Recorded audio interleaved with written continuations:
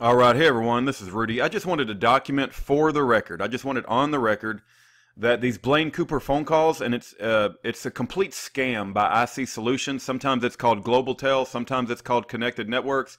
They got for different names, but somebody is making a killing off these prison phone calls. And you know, Blaine's only called us, I don't know, I haven't counted them all, but we went through $30 in no time at all. And so I want you to see something here, and hopefully you guys will see this on the screen. This is to add number to City of Las Vegas Detention Center where Blaine is. I'm going to use a credit card. But I wanted you to, I'm going to calculate the title for adding another $50. Keep in mind, he went through $30 in no time at all. Do you guys see this? So to add $50, they're going to charge me a $3 fee and a $12 tax. I get taxed $12 to add $50, so it makes the total $65. And then not only that, but every time he calls, his phone calls, Blaine's specifically, are exceptionally expensive. And of course, it's no fault of Blaine's, but this IC Solutions and Connected Tel, all you got to do is look up a prison phone call scam, and somebody is making a killing off these prison phone calls. And I pray that God Almighty holds them accountable, and when they're suffering in hell, and they've taken money from people that care about the prisoners, their loved ones, their friends, you know, there will be an accounting. There will be a reckoning. There will be a jubilee. And all you bastards who are stealing money through the prison phone system, I pray death, hell, and destruction come follow you for your thievery and your debauchery and your deception and your scams. Okay, well, here's the phone call from Blaine this morning. I just wanted to share with you guys. We're going to add money, but these phone calls from Blaine, and they're getting quite expensive. But nonetheless, we're going to keep going forward. But I just pray accountability for these evil prison phone call scams. Take care and God bless. $2.07. Yeah, we need to put some more money on it. To hear the charges for this call, press 2. To accept this call, press 5. To refuse this call will be recorded and subject to monitoring at any time. Thank you for using IC Solutions. You may begin speaking now. Good morning, Blaine. Good morning, how are you? I'm good. How are you today? Oh, I'm alright, I guess. How's everything going out there? Oh, you know, so far so good. Yeah. Well, that's good, I guess. You know, I was just thinking, I wonder if I have grounds to sue the Oregonian.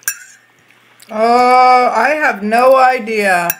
Well, I was thinking about the report, and don't they know by exposing that to the media that gets people killed in prison? Oh, good point. So they totally just jeopardized my safety. Yeah, they did. And you know, like in a big way. I mean, that gets people stabbed instantly in the federal facilities. Wow. Some people still believe it, you know? Yeah. So what you have sentencing coming up in June, but are they gonna postpone that until the last tier is done with their trial in Nevada? Are you saying my sentencing? Yeah, isn't it in June? My attorney told me he didn't think I'll be sentenced till like September. Yeah, you know why I think? Because I think they're hanging on to you until the last trial is over. Yeah, that's what he told me. Yeah. So, and then this trial, because I wasn't at the bridge when the standoff happened, and so they said that I couldn't even testify in that anyway. Oh, good. So that's good. But I probably have to testify in the other two, because there's two different tiers going on, right? Yeah, they split them all up. But you know, when the standoff happens, I wasn't there. I was actually videotaping the stage where Clyde was, so not really a lot I can testify to. Right. So, but they'll probably still use me. But it was just, I was like, you know, I don't, because they asked me questions, you know, about like the Millers and Lewis Arthur and a few other radicals that came out there who were doing some pretty weird stuff. We kicked them out, and I told them that, and I said, well, no, anybody who showed up who had them kind of motives or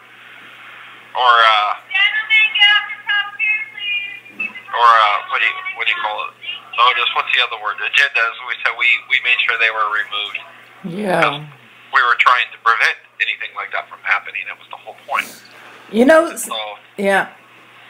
You know what? I know this. I know this movement or this quest for liberty attracts the weirdest people, and I've had experience with them. But you know what somebody said to me yesterday?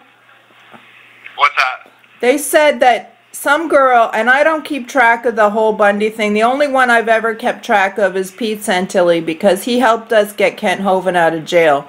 But somebody said to me yesterday that Jamie Spears was the one who talked you into taking a plea deal and testifying for the prosecution. And Wait a that minute. Who convinced me to take a plea? Jamie. I'll say, and then other people say Sarah Buck. Okay, well, they're saying Jamie. Neither one of them told me to take a plea. Sarah Buck, she told me to fight. Jamie, she told me to fight. But Jamie did say if I had no other choice that I should cooperate. Right. Well, I just said to them, look, he's a big boy and he makes his own decisions. That's just hearsay. Right. Well, I mean, and trust me, if they think that I want to testify against the Bundys, you know what I mean? Do you have any idea how bad I felt for Oregon? Because I love them. They're my brothers. I mean, these are men that I lived next to in holes for months and months on end. And so they're, you know, it's not like I'm going, and the negative press that I'm going to get from it was something I didn't want because it's, you know, it's not who I am in this movement. No, you don't have to convince me. I understand. You know, everybody was pretty mad at me, and I said, look, just tell them, if I had, and post this statement, you know, if I had any other choice, I would have took it. But that was the only thing that presented itself. And you had a crappy lawyer. Buddha was going to testify against me because, you know, I had a felony because me and my wife got in a fight back in 2009. I wasn't supposed to have a firearm, and he was going to testify that I had one patrolling the Bundy Ranch, and so you know, in this district, they charge you not only for the possession charge, but 5 years per round in the magazine, which was like 200 years. What?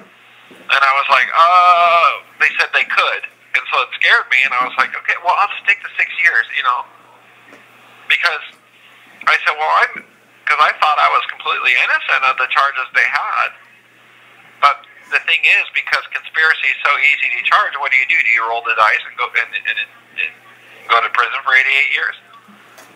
Right. I appreciate that. And let me tell you what else they say. And so when I thought 6 years, I thought, well, I mean, at least I get to get home to my kids while they're still young.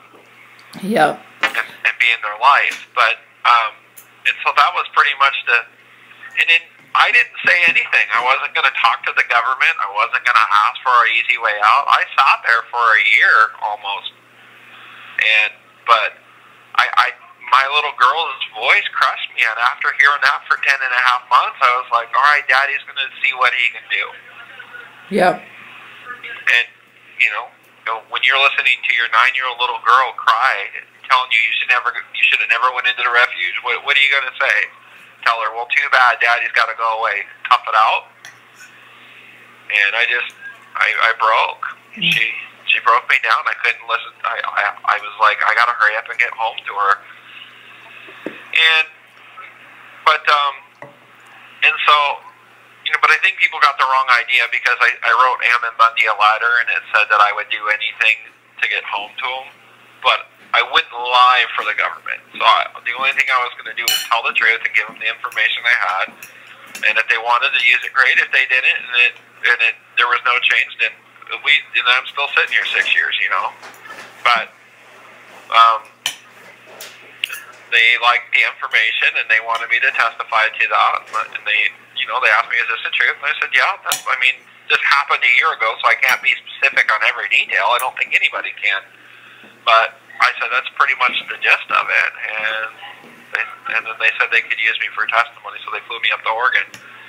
But I even think in my testimony, I still stood my ground. I still said that the federal government, I don't believe they have any right to the land. I'm a constitutionalist.